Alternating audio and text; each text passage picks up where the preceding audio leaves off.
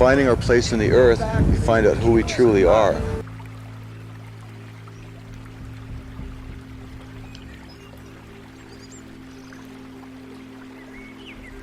It's kind of hard to believe.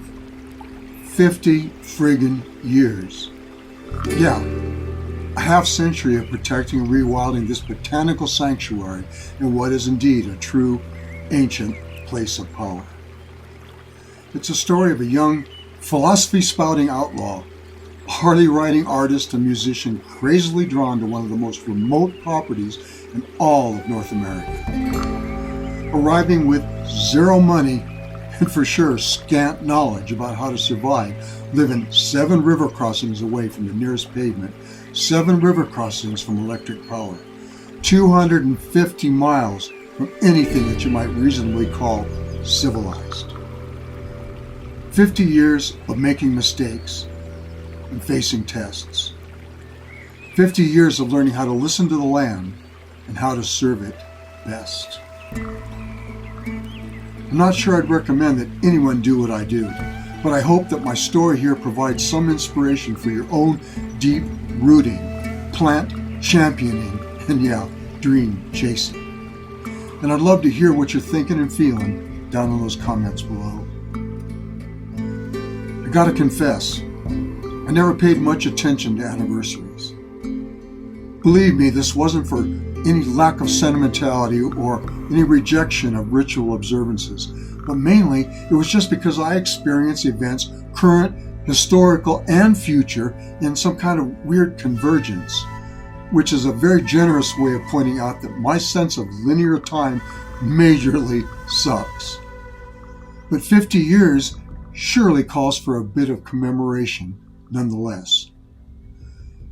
Whilst none of my romantic commitments have withstood the test of time, what I promised to this place and what this place pledged to be for me are promises in every way kept.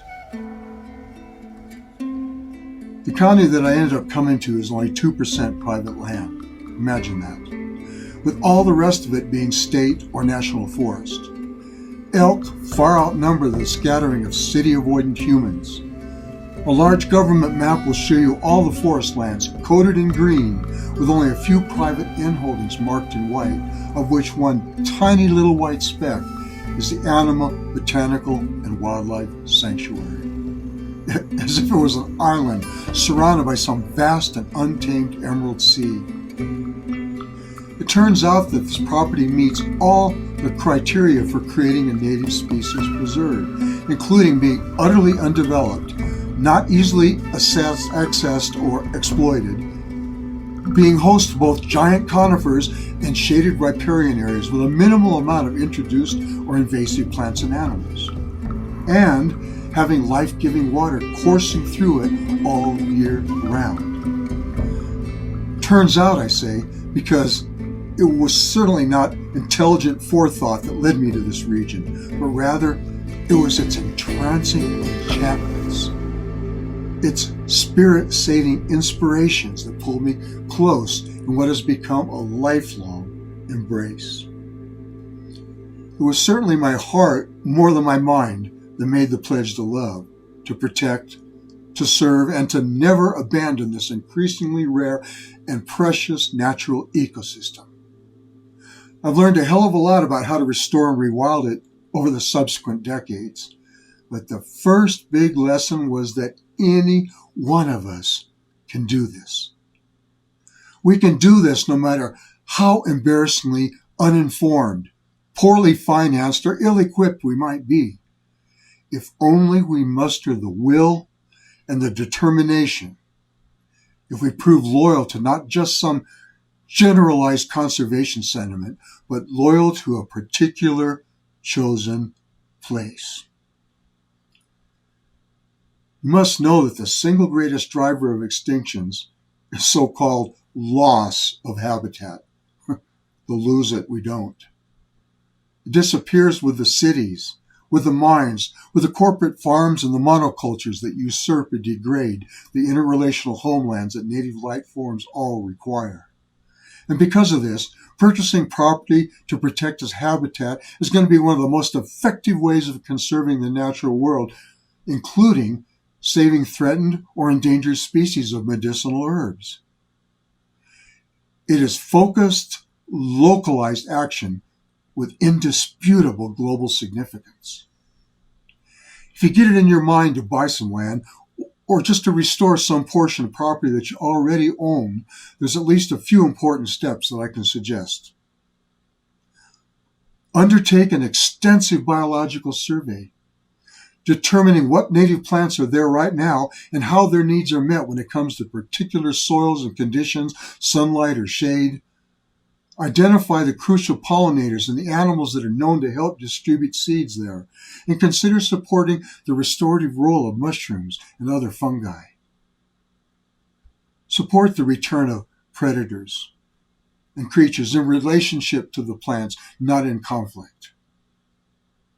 Research what plant and animal communities were likely to have existed on that land prior to any modern impacts or intrusions, as well as the probability of successfully reintroducing them.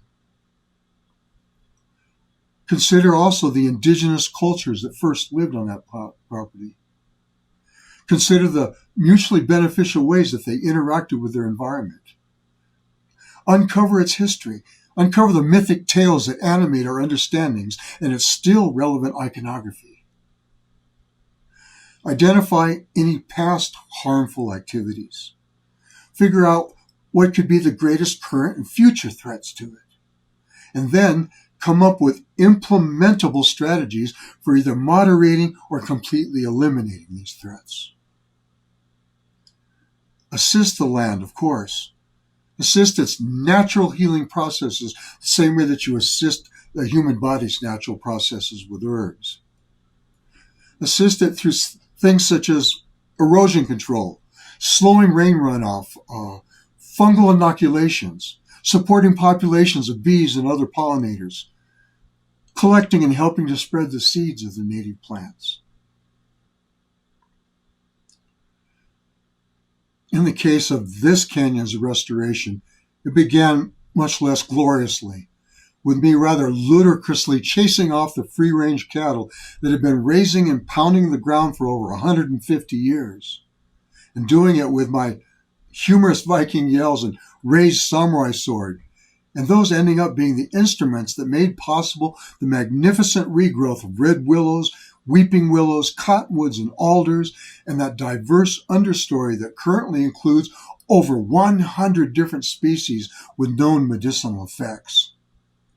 So indisputable were the results of pushing out these cows that in 1990s, a federal judge decreed that public portions of this special river canyon would be permanently protected from the depredations of livestock going forward. The reestablishment of a botanical community ended up begetting the return of an incredible number of extirpated animals, and visitors now are blessed to see creatures such as black hawks and golden eagles, heron and kingfishers, elk and javelina, playful black bears, and amorous cougars making their homes and making love once again. Wonderfully, those measures that were taken to encourage the proliferation of herbs such as monarda, wild mint, elderberry, red root, silk tassel, pleurisy root, these measures ended up bolstering healthy populations of a plethora of other life forms besides herbs. Whether you yourself become some of that resident planted wildlife is surely one of the very first things that you're going to need to decide on if and when you ever commit to the thriving and the protection of a sanctuary. One has to choose whether to manage land somewhere away from where we live or to plant our roots and spend our days and nights as proactive components of the very ecology that we seek to encourage. Inhabiting a preserve is almost always either a huge inconvenience or at least a financial challenge. But it can mean that we're right there on site to witness the seasonal changes and the short-lived blooms, that we are able to see firsthand which plants come up and whether populations are flourishing or declining. It means that we will be on hand to confront threats from other people or to lessen the impacts of some calamitous weather, and to record, ritualize, and celebrate a place's return to vitality, return to balance. And crucially, it can result in the deep, intimate sense of connection that can not only ensure your allegiance and efforts, but also reward you and fulfill you in ways that damn little else ever could. Truthfully, I never imagined giving 50 years to one place. Hell, I never even imagined surviving that long, given my penchant for too fast motorcycles, the confronting of bullies many times my size, and the breaking of virtually every law that I ever declared unjust. In fact, I still thought of myself as a nomad when I first drove my converted school bus into the forested mountains here of southwest New Mexico. Dried wild roses hanging from the rearview mirror, a water pipe precariously perched on a rough-hewn shelf above my head. I was still thinking about hanging out in a beautiful place like Humboldt or the Kalmiopsis when the spirit and the wonder of this canyon grabbed me by the gonads. With every windswept flower and vociferous bird seeming to say, "Stay, wolf, stay."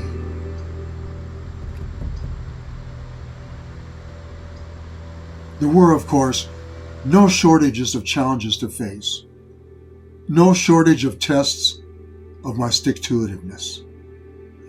For the first 2 years, I literally walked the 12 miles to the tiny redneck village just to get supplies. Why?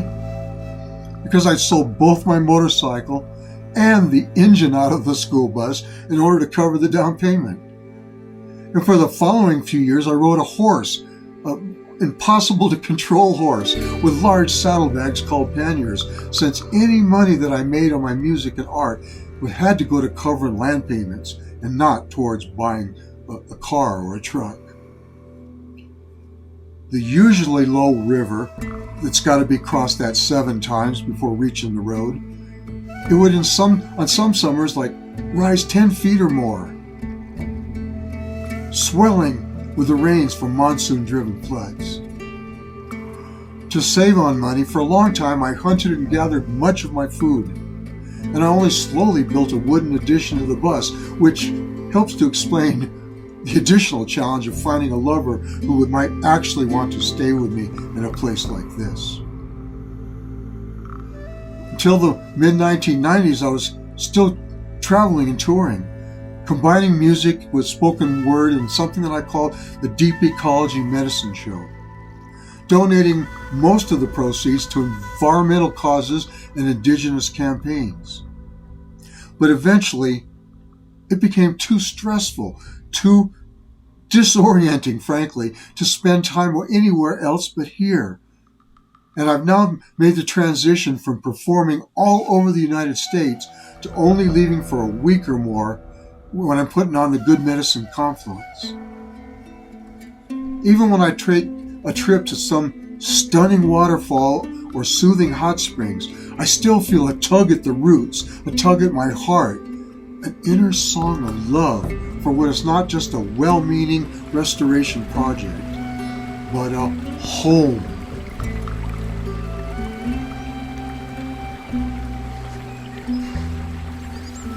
One thing that my experience shows us is how the restoration of a dedicated plant preserve has the potential to provide not only a means for doing good in the world, but also a way of living purposefully, intensely, vibrant.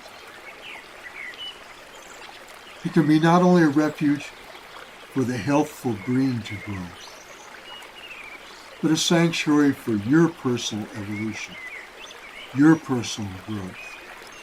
It can be the challenging and inspirational habitat for your earthly life, that blessed place where we can most wholly and excitedly thrive.